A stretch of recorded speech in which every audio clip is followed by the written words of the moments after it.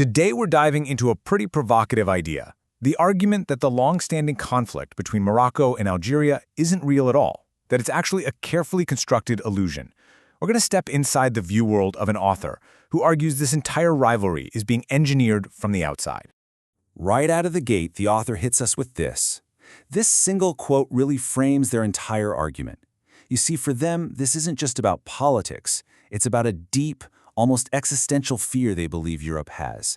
The idea that two people just sharing a coffee could spark geopolitical panic? Well, that's the very core of the worldview we're exploring. So, how does this supposed fear actually play out?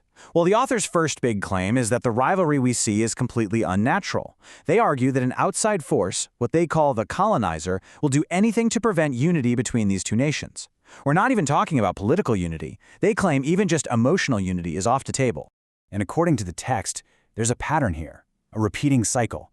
Every single time Morocco and Algeria get close to some kind of reconciliation, some covert operation is supposedly launched to tear them apart again. The author suggests an agent might be sent in to commit a crime, or maybe to just stir up old nationalistic feelings. Really, anything to break the peace and drive that wedge even deeper. Okay, so that brings us to the big question, right? What's the motive? Why, according to this author, would Europe go to such extreme lengths just to keep these two neighbors on bad terms? The text gives a very clear and pretty grand answer. For starters, it's about sheer numbers. The author points out that a unified state would create a regional giant with a population of nearly 90 million people. Now, that's not just a statistic. In their view, that's a fundamental shift in the entire Mediterranean's balance of power. And then, of course, there's the economic side of it. The author sees these two nations as perfectly complementary, like two pieces of a puzzle. What one has too much of, say, energy, food, or minerals, is exactly what the other needs. A union could create this self-sufficient bloc that would totally shatter its economic reliance on Europe. So, if the why is a fear of a powerful, self-sufficient North Africa, then what's the how? The author lays out a very specific playbook they claim is being used over and over again. It's basically a four-step process. First, you infiltrate society with your agents. Second, you use those agents to amplify any tensions that are already there, ethnic, nationalist, whatever works. And third, and this is the most cynical part, they allege the terrorist attacks are actually fabricated, just so they can be blamed on any group that's pushing for unity. A key example the text uses is from the early 90s, with the crackdown on Algeria's Islamic Salvation Front, or FIS. The author claims that was all driven by French fears over the bond the FIS was building between Moroccans and Algerians.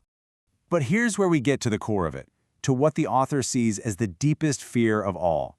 It's not just about stopping a political or economic union. No, it's about preventing a union built on something they see as far more powerful, a shared, and in their words, a correct Islamic ideology. To make this point, the author basically draws a straight line through centuries of history. They point way back to the Almoravid Empire, which united the Maghreb and ruled parts of Spain, saying, see, it's happened before.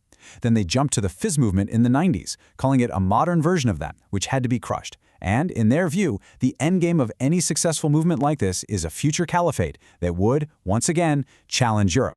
So the key takeaway here, in this worldview, is that European powers aren't just stumbling around in the dark. Quite the opposite.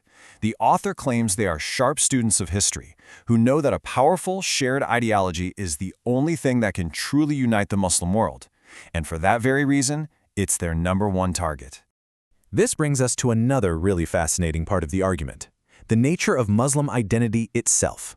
The author believes this identity is fundamentally unchangeable, which makes complete assimilation into European society impossible, and, in turn, creates a permanent perceived threat. To make this point, the author tells a story about a young man, not religious at all, who agrees to a fake church wedding just to get his residency papers. But during the ceremony, he starts to weep. He tries to pass it off as reverence, but the author's interpretation is that it was actually a deep humiliation that reawakened his dormant faith, and he became incredibly devout afterward. And here's another example they give. Young Moroccan men, living a secular life, drinking in nightclubs, but who still have such a strong core identity that they end up converting their European girlfriends to Islam. The argument is that this identity is always active, even when someone's behavior seems to totally contradict it. So the whole thing boils down to this one metaphor, an impenetrable rock. The author claims a Muslim can look like they've completely assimilated, like they've just dissolved into a new culture. But that rock of identity is always there, underneath it all, solid, whole, and ready to re-emerge at the slightest pressure. And this all leads us to the final, and frankly, the darkest part of the author's entire theory. If the strategy is division, and the goal is to prevent ideological unity, then what's the endgame? What does the author claim Europe is ultimately trying to achieve? Well, first, the author makes a very charged claim. They say the economic relationship isn't about trade or debt. It's about tribute. They use the historical Islamic term jizya to describe the billions in resources that foreign companies extract, framing it as a payment that the weak are forced to make to the strong, just to be left alone.